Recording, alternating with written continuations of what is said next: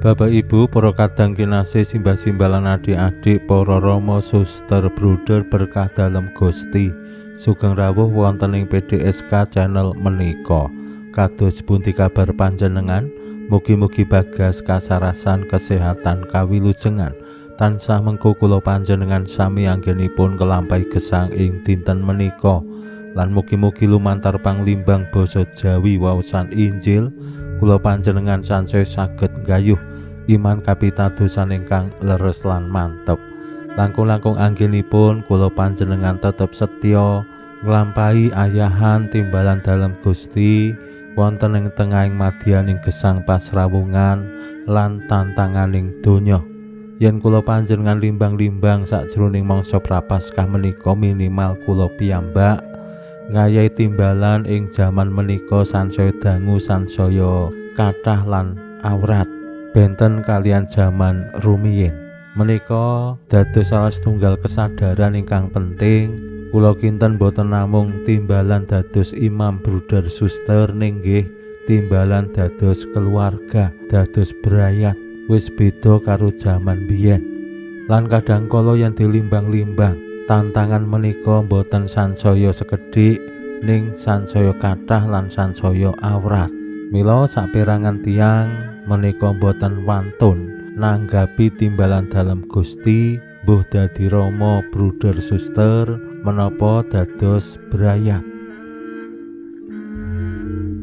Yen wonten ing tengahing masyarakat umum bangun gesang bebrayatan, keraos sansaya awrat, sansaya kathah, mila lajeng kathah nem-neman sing ngulur-ulur utawi menunda-nunda anggenipun nikah.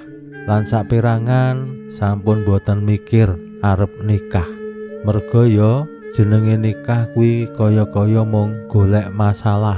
Yen kebacut nikah, kepriye carane ben ora kakehan masalah. Umpamane nggih boten pengin gadah putra, utawi yen gadah putra ya winates mung siji utawa loro, menika wis kanthi pertimbangan sing kathah. Menika tantangan. Ning wonten ing tengahing tantangan menika kula panjenengan kedah emut bilih iman kapitadosan menika ndayani anggenipun kula panjenengan setya lan tekun nderek Gusti lan nulodo menapa ingkang dados pakaryan-pakaryan dalem Gusti Yesus.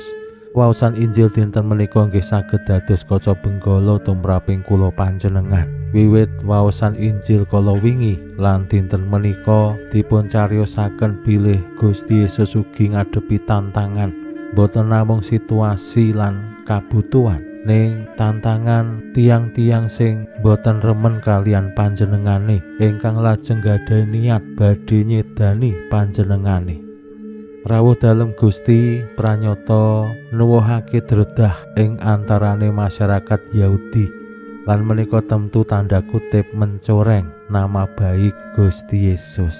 Yen awake dhewe hadir utawi sowan wonten ing pasrawungan kok malah marakake dredah tanda kutip dadi sandungan, menika lak tentu nggih perkawis piyambak. Gusti Yesus ngadepi tantangan sing mekaten, rawuh dalem menika dadi sandungan tumraping saperangan tiyang. Nah, kados pundi anggenipun Gusti Yesus ngadepi? Monggo kita pirengaken sabda dalem Gusti ing dinten menika lan kita wiwiti kanthi sembahyang sawetawis. Konjo ing asma dalem Yang Rama saha Yang Putra tuwin Yang Roh Suci. Amin. Suwawi sami munjuk Gusti Yesus, sabda dalem Yang Rama ingkang sampun manjalma, mugi karsa ngantika dhateng kawula wonten ing asepen ing telenging manah kawula. KBKO kegiatan lan panglipur ingkang manjing ing sabda dalem kapenuwana kawula mawi ro ing kawicaksanan dalem. Mugi-mugi srana anggen kawula maos lan mirengaken sabda dalem, kawula sansaya nunggil ing sampeyan dalem. Amin. Waosan Injil kapetik saking Injil Yohanes bab 7 ayat 50 ngantos dumugi 53. Nalika wong-wong padha ngrungu pangandika dalem Gusti Yesus, ana saweneh sing ngucap, "Iki genah sang nabi kang kita antu-antu." Liyane kandha, "Iki genah sang Kristus." Liyane maneh nyambungi, "Mosok handak sang Kristus iku rawuh saka Galilea? Kitab rak wis nyebutake sang Kristus iku saka darah Daud lan asal saka Betlehem, desa daleme Daud." Mangkono mau wong-wong anggone padha regejegan ngrembug panjenengane. Malah ana sawetara sing niat nyepeng Gusti, nanging ora ana siji-sijia sing kumlawe tangane.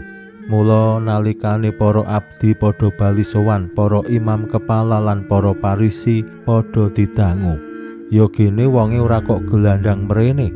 Atur wangsulane para abdi, "Dereng nate wonten tiyang gineman kados tiyang menika." Dene para parisi kandha, "Apa kowe ya kena diapusi? Handak panggedhemu utawa wong parisi ana sing ngandel marang dheweke? Handak sing percaya dudu mung wong cilik sing ora mangerti ing angger dilai wong iku." Nanging Nikodemus, salah sijine wong-wong mau sing tau sowan Gusti Yesus ing wayah wengi, nyelani rembug, "Menapa angger kenging mancasi tiyang tanpa dipun titipriksa lan dipun pirengaken rumiyin?" Wong-wong padha mangsuli, "Menapa panjenengan injih asli saking Galilea? Monggo kitab dipun olah-alik rumiyin, mangke rak kabukten boten wonten nabi ingkang asli saking Galilea." Wong-wong banjur padha mulih sowang-sowang. Makaten sabda dalem Gusti.